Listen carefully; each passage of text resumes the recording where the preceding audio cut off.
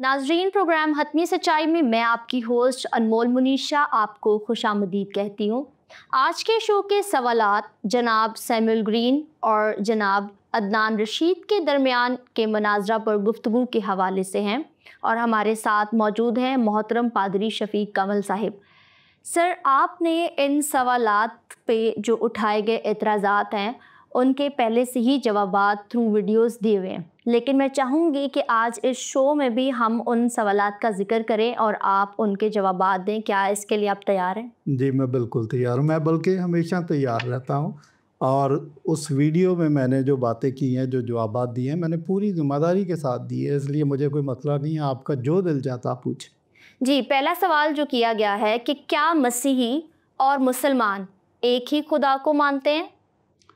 بالکل نہیں۔ یہ جو بعض گشت آپ کے کانوں میں آئی ہے، یہ عدنان رشید صاحب نے کی تھی، اور اکثر مسلمان اور بعض اوقات سم کرسچنس وہ بھی یہ بات کر دیتے ہیں کہ جی خدا تو ایک ہی ہے، اسی کو مسلمان مانتے ہیں، اسی کو ہندو مانتے ہیں۔ لیکن میرے جیسے اور بھی دنیا میں لوگ ہیں جو اس سے قطعاً اتفاق نہیں کرتے۔ مجھ سے اگر آپ پوچھیں گے تو نہ تو مسلمان جس خدا کو مانتے ہیں وہ خدا، اور کرسچنس کا خدا ایک خدا ہے، بلکہ اسلامی نظریات بھی بالکل مختلف ہیں جن نظریات کو ہم مانتے ہیں۔ میرا نام لے کر آپ یہ بیان جاری کر سکتے ہیں کہ کرسچینٹی میں اور اسلام میں کسی ایک نقطے پر بھی ہم اتفاق نہیں کر سکتے، اور نہ ان میں کچھ مشترک ہے، یہ ڈیفرنٹ ہے آل ٹوگیدر۔ تو یہ کہنا کہ یہ عدنان رشید صاحب نے جب یہ ڈبیٹ شروع کی تو انہوں نے یہ کیا کہ جی ابراہیم کا خدا، اسحاق کا خدا، اور فلاں کا خدا، اور حضرت محمد کا خدا یہ ایک ہی خدا ہے۔ نیور۔ میں نے آنسر بھی کیا تھا کہ نیور۔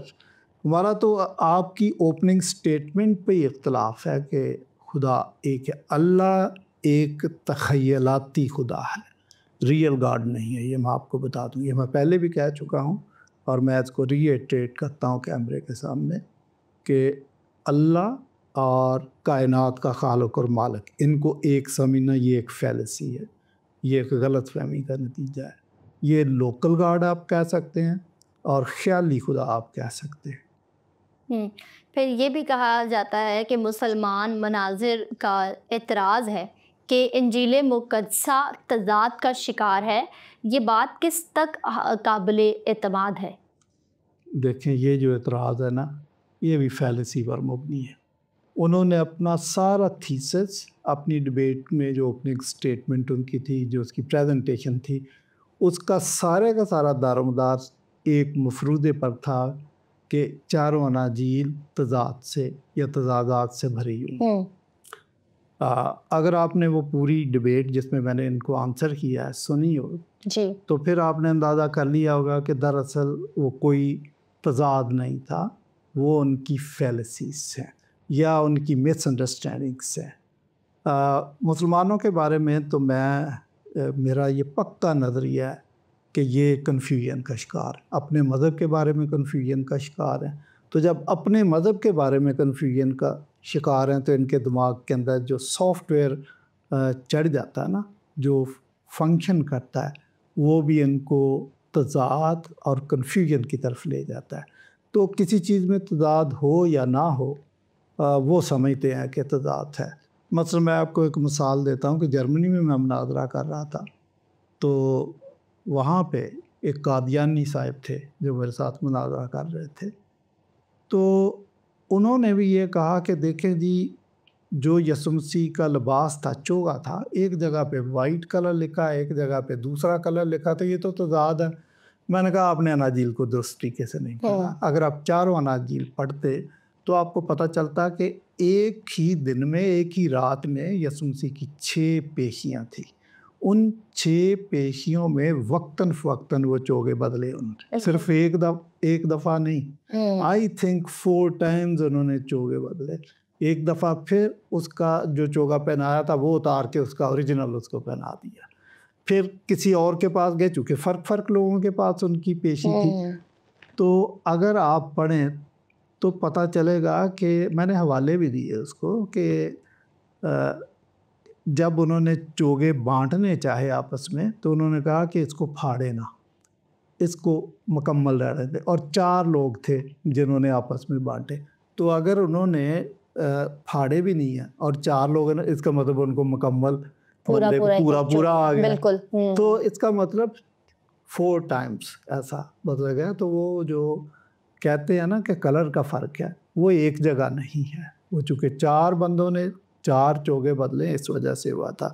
تو یہ موصوف بھی، انہوں نے بھی اپنا تھیسس سارا اسی کے گرد بن دیا کہ انجیل مقدسہ میں اناجیل مقدسہ میں تضاد ہے. وہ تضاد نہیں ہے، ان کی انڈرسٹینڈنگ میں مثلاً ہو سکتا آپ آگے سوال بھی پوچھ لیں.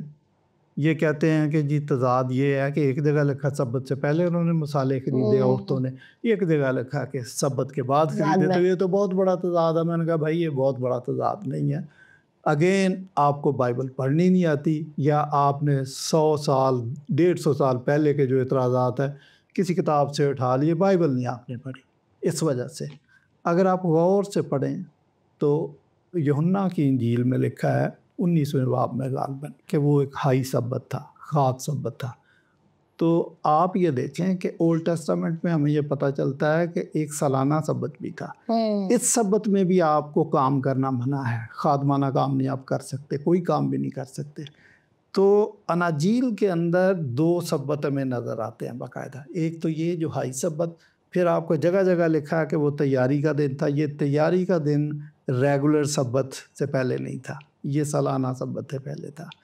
تو اس لیے اس ویک میں 2 سبت ہیں، تو اس لیے آپ کو ان کی جو ایکٹیویٹیز ہیں نا 2 دفعہ اس میں ہنڈرنس نظر آئیں گی. تو یہ تضاد نہیں ہے، آپ کی نظر کا مسئلہ ہے. آپ اپنی نظر ٹیسٹ کرائیں، آپ پھر ٹھیک سے پڑھیں تو آپ کو پتہ چلے گا کہ یہ تضاد نہیں ہے. تو اناجیل کے بارے میں کہہ دینا کہ یہ تضاد کا شکار ہے، نہیں، آپ کا تھیسس ہی غلط ہو گیا پھر سارا. اچھا، آپ نے جناب عدنان رشید کو جواب دیتے ہوئے یہ الزام لگایا کہ وہ شاید ادب سے ناآشنا ہے. تو کیا الہام کو سمجھنے کے لیے کسی ادب سے واقفیت ضروری امر ہے؟ ایگزیکٹلی. یہ تو میں کرسچنس کو بھی، اپنے مسیحی بھائیوں کو بھی مشورہ دیتا ہوں کہ بائبل دنیا کا بہترین اور بہت کلاس کا ادب ہے. میں کہتا ہوں اس سے بڑا کوئی ادب نہیں ہے. آپ دیکھیں دنیا کی جو بہترین شاعری یا کیا کہتے ہیں ادب بھی لکھا گیا وہ بائبل سے متاثر ہو کے لکھا گیا. بالکل ایسا ہی. جان ملٹن نے پیراڈائز لاسٹ اور پیراڈائز ریگینڈ لکھی، جو ایم اے انگلش کے کورس میں بائبل سے متاثر ہو کے لکھی. تو اور بھی بہت سارے ادیب شاعر بائبل سے متاثر ہو کے لکھتے ہیں. تو یہ ادب ہے. میں ایک بات بتاتا ہوں کہ جب ہم کہتے ہیں سن آف گاڈ، ابن خدا، تو ہم میٹافوریکل سینس میں کہتے ہیں. مسلمان کہتے ہیں نہیں آپ تو اللہ تعالیٰ کی مریم سے شادی کرواتے ہیں. ہمارے تو کہیں دور دور تک ذہن کے اندر یہ بات نہیں ہوتی. تو اس کا مطلب ہے کہ یہ استعارتاً جو کہتے ہیں آپ کو ادب کا نہیں پتہ، اس لیے آپ یہ بات کہہ دیتے ہیں. حالانکہ عربی اور اردو کے اندر ادبی بات اس سینس میں بہت زیادہ موجود ہے. مثلا ابن السبیل جب آپ کہتے ہیں تو اس کا مطلب راستے کا بیٹا، لفظی مطلب، لیکن استعارتاً اس کا مطلب یہ ہے مسافر. اور بھی بہت سارے ہیں. بائبل تو بھری پڑی ہے کہ نور کے فرزند، تاریکی کے فرزند، ان کا یہی مطلب ہے. تو اس میں قطعاً جب فرزند کا لفظ آتا ہے تو جیسے ابو جہل، جہالت کا بیٹا، تو جہاں باپ یا بیٹے کا لفظ آتا ہے تو قطعاً شادی نہیں بیچ میں آتی. تو اس لیے میں ادب کا مشورہ دیتا ہوں عدنان صاحب کو بھی، اس لیے کہ یہ بہت ساری باتوں میں فیلسی کا شکار ہو گئے. مثلاً جن باتوں کو انہوں نے تضاد سمجھا، میں سمجھتا ہوں ادب سے ناآشنا ہونے کی وجہ سے ان کو وہ تضاد نظر آیا. اگر وہ ادب سے واقف ہوتے تو یہ تضاد ان کے خود ہی دور ہو جاتے. ہمارے ایک استاد ہیں، وہ کہتے ہیں کہ میں جب بائبل پڑھ رہا تھا تو میں نے لال نشانات سے بھر دی. تو ایک مشنری کے پاس گیا کہ بھائی یہ تو غلطیاں ہیں. اس نے کہا یار ایک منٹ رکو، یہ اوریجنل لے جاؤ، یہ پڑھو، پڑھ کے میرے پاس آنا. وہ کہہ رہے کہ میں نے پتہ نہیں کتنا ٹائم لگا دی، لائبریریاں چھان ماری، اوریجنل لینگویج سیکھی. جب میں نے پڑھا تو وہ جو اعتراضات تھے وہ میری اپنی نادانی تھی. اپنی ناسمجھی تھی، اپنی فیلسی تھی، وہ سارے میرے خود ہی دور ہو گئے. دوبارہ میں واپس لوٹ کے مشنری کے پاس نہیں گیا. ان کو بھی میرا یہی مشورہ کہ کچھ باتیں آپ کی ادب سے نا آشنائی کی وجہ سے پیدا ہوتی ہے. تو یہ صرف عدنان رشید کی بات نہیں ہے. اگر آپ جو میں نے جواب دیا پورے جوابات آپ دیکھیں تو آپ کو پتہ چلے گا دیگر مسلمان بھی یہی کام کرتے ہیں کہ ان کو بہت ساری باتوں کا پتہ نہیں ہوتا جس کو وہ سمجھتے ہیں کہ یہ تضاد ہے، وہ دراصل تضاد نہیں ہوتا. مثلاً اب یہ کون سی بات ہوگی کہ جی یہ متی نے تو لکھا ہے تو یہ ہنا نے نہیں لکھا. یہ تضاد نہیں کہ ایک چیز کا آپ ذکر کر دیں میں ذکر نہیں کرتا تو یہ تضاد نہیں ہے. تضاد فرق چیز ہے. تضاد یہ ہے کہ آپ کہیں کہ وہاں پر زید موجود تھا اور میں کہوں کہ نہیں وہاں پر نوید کھڑا تھا زید نہیں تھا. یہ تضاد ہے. ایسا تضاد بائبل مقدس میں اناجیل میں کہیں نہیں بھی. آپ کے کہنے سے مراد یہ ہے کہ جو شخص ادب سے ناآشنا ہے وہ عدم معرفت کا شکار رہتا ہے بائبل مقدس کو لے کر. بالکل آپ نے صحیح آیت کوٹ کی ہے کہ میرے لوگ عدم معرفت کی وجہ سے ہلاک ہوئے. اگر آپ کو ادب کا نہیں پتہ، اگر آپ کو ان لینگویجز کا نہیں پتہ، ان کے جو رموز و اوقاف ہیں ان کا نہیں پتہ، آپ غلطی کرتے ہیں. اور بائبل مقدس میں تو ویسے ہی مختلف جانراز جو ہے وہ استعمال ہوئے ہیں، یہ سمجھنے کے پڑھے لکھا ہونا ضروری ہے. بہت ضروری ہے، بہت ضروری. اچھا، عدنان رشید نے اپنی ڈیبیٹ میں یہ بھی کہا ہے کہ مسیحی علماء مسیح یسوع کی صلیبی موت کے حوالے سے قیاس آرائی کا شکار ہیں. جی انہوں نے قرآن مجید کی آیت پیش کی تھی کہ نہ تو مسیح کو صلیب دی گئی نہ اس کو قتل کیا گیا، تو یہ ان کو شبہ ہو گیا، یہ کنجیکچر کا قیاس آرائی کا شکار ہے. پھر انہوں نے اپنی جو 1.5 گھنٹے کی جو ڈیبیٹ ہے اس میں اسی بات کو گھماتے رہے کہ یہ تو قیاس آرائی کرتے ہیں، یہ تو اندازے لگاتے ہیں، ان کو حقیقت کا نہیں پتہ. میں نے جواباً یہ کہا تھا کہ for the sake of argument تھوڑی دیر کے لیے ہم تصور کر لیتے ہیں کہ واقعہ ہمیں نہیں پتہ، ہم تو قیاس آرائیاں لگا رہے ہیں، قیاس آرائیاں کر رہے ہیں. آپ کو پتہ آپ مجھے بتا دیں. اب وہ کیا بتا رہے ہیں؟ وہ کہہ رہے ہیں کہ مسیح کا ہم شکل مصلوب ہوا تھا. مسیح مصلوب نہیں ہوا تھا. اس کے لیے کئی روایتیں کئی حدیثیں موجود ہیں، اور وہ کہتے ہیں جی کہ مسیح کو تو زندہ آسمان پہ اٹھا لیا تھا، کیونکہ اللہ تعالیٰ اپنے بندوں کو کبھی بھی مصیبت میں نہیں پڑنے دیتا. مثلاً حضرت یوسف کو بچا لیا تھا، کنویں سے نکال لیا تھا، دانیل کو بچا لیا تھا، صدرک میثق عبدالرجو کو بچا لیا، ابراہیم کو آگ کی بھٹی سے. یہ مطلب بقول ان کے، ہم تو اس بات کو مانتے نہیں ہیں، تو ابراہیم کو آگ کی بھٹی سے بچا لیا. تو اللہ تعالیٰ تو اپنے بندوں کو بچا لیتا. تو مسیح کو آسمان پر زندہ اٹھا لیا تھا. لیکن جب چھاپا مار ٹیم آئی ہے تو کسی شاگرد یا کسی راہگیر یا کسی اور بندے پر مسیح کی شبیہ ڈال دی گئی، اور چھاپا مار ٹیم نے اس کو مسیح سمجھ کے تو پکڑ لیا تھا. تو اس لیے مسیحی تو سمجھتے ہیں، آج تک یہی سمجھتے ہیں کہ وہ مسیح مصلوب ہوا تھا، وہ مصلوب نہیں ہوا. مولانا مودودی صاحب کہتے ہیں کہ جب مقدمہ چل رہا تھا تو وہاں تک تو مسیح تھا، لیکن اس کے بعد کہیں جب رستے میں شاید یہ کوثر نیازی صاحب نے بھی آئینہ تثلیث کتاب لکھی ہے، اس کے اندر یہ دونوں یہی بات کرتے ہیں کہ رستے میں کہ جب ڈیوٹی بدل گئی ہے سپاہیوں کی تو دوسری 2 سپاہی اور آ گئے ہیں، پہلے والے چلے گئے ہیں، تو اتنی دیر میں شمعون کرینی نے سلیب اٹھائی تھی، وہ اسی کو لے گئے. آپ یہ دیکھیں کہ ڈالا ہے تم کو وہم نے کس پہ چتاب نے. یہ پاکستانی ہوتے ہوئے اس قسم کی باتیں کر سکتے ہیں کیونکہ پاکستان میں ایسا ممکن ہے. رومی حکومت میں ان کی مرضی کے بغیر چڑیا پر نہیں مارتی تھی. آپ کیسے کہہ سکتے وہاں پر فرض کی ادائیگی میں آپ نے کوتاہی برتی تو آپ کو بیچ چراہے کے ٹانگ دیں گے. وہ اتنی سخت تھی. آپ نے دیکھا ہوگا کہ پطرس اور اس کا ساتھی جب بھونچال آیا تو وہ جیل کے دروازے پر گئے، تو جو داروغہ تھا اس نے تلوار نکالی تو وہ اپنے آپ کو چھیدنے لگا تھا. تو انہوں نے کہا کہ رک جاؤ، اپنے آپ کو نقصان نہیں پہنچانا، ہمیں ڈری. تو وہ کیوں اپنے آپ کو مارنے لگا؟ تو اس کو پتا تھا کہ اگر صبح پتہ چلا کہ آپ نے فرض میں کوتاہی کی، حالانکہ اس نے بیچارے نے کیا کیا تھا، تو یہ مجھے چراہے کے بیچ میں ذلت کی موت مار دیں گے، اس سے بہتر ہے کہ میں خود مر جاؤں.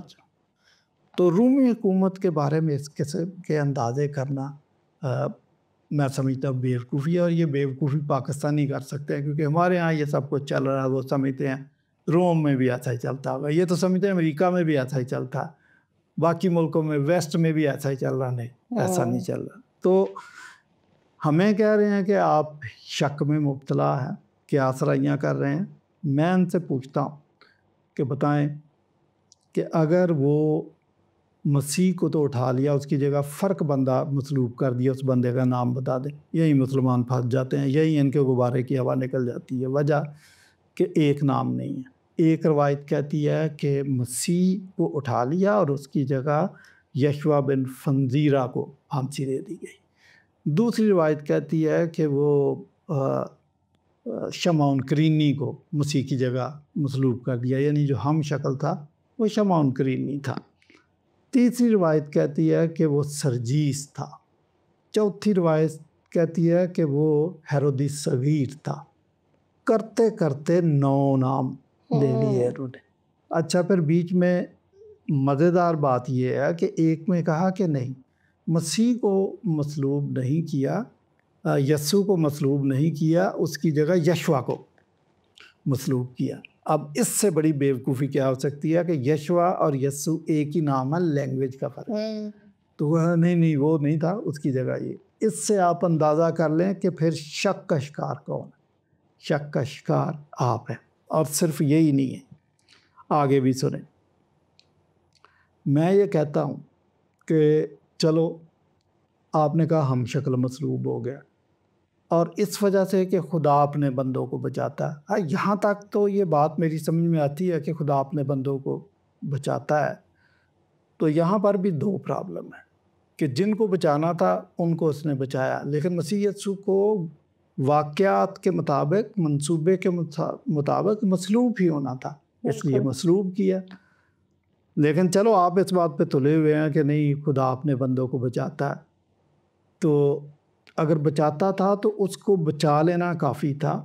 ایک راگیر کو، ایک بے گناہ کو اس کی جگہ مصلوب کرنا کیوں لازمی تھا؟ یہ مجھے بتا دیں آپ کہ اگر یسوع مسیح کو بچانا تھا بچا لیتے، ہمیں کوئی مسئلہ نہیں. اس کی جگہ دوسرے بندے کو کیوں صلیب پر چڑھایا؟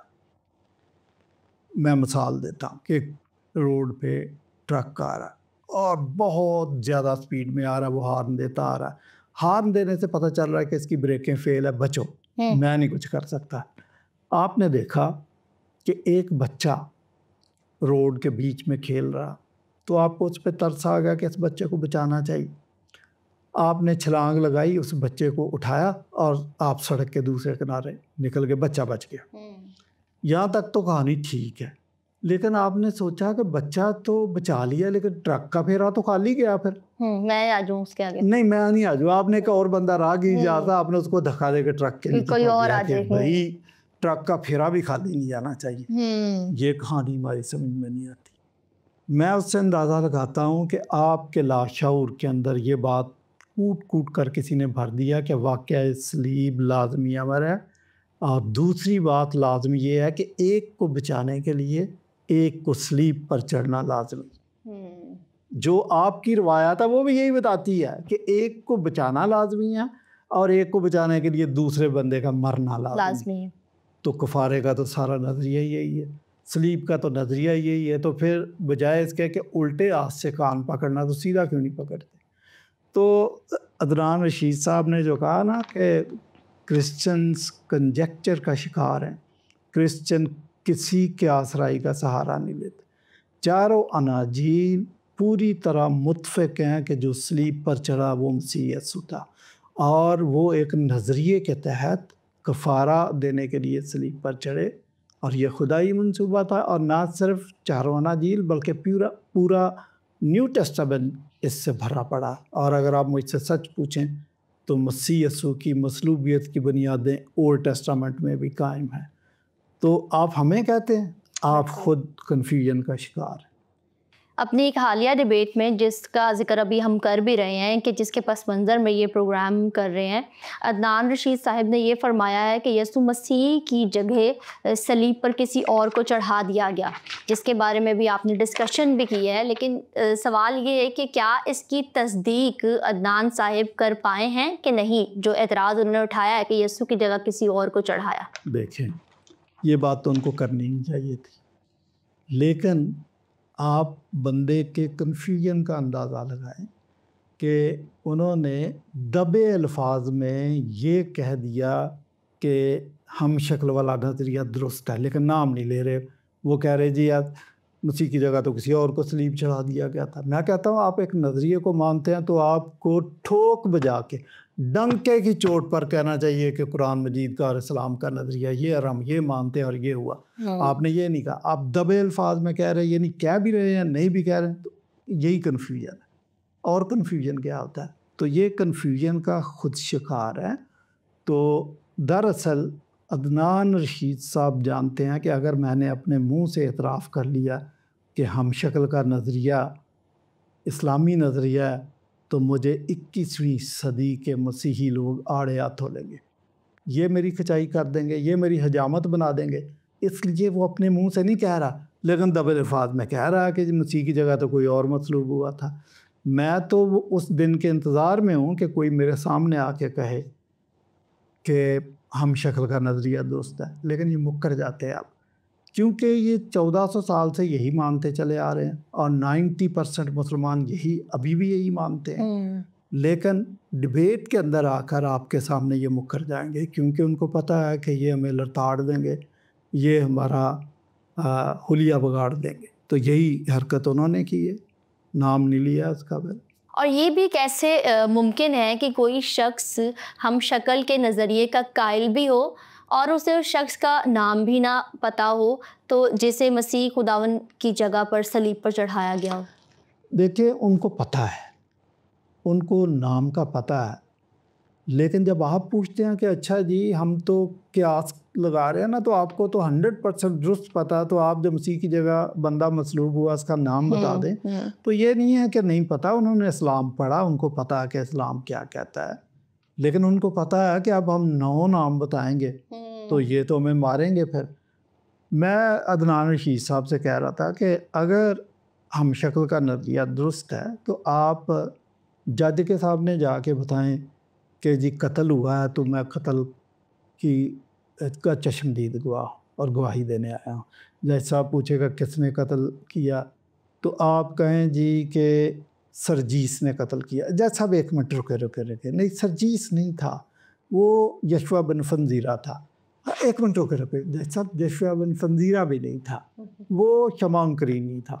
کرتے کرتے اچھا پھر آپ کہیں کہ وقفہ آ گیا، وقفے کے بعد آگے جج صاحب میری گواہی ابھی مکمل نہیں ہوئی، وہ ہیرودیس صغیر تھا۔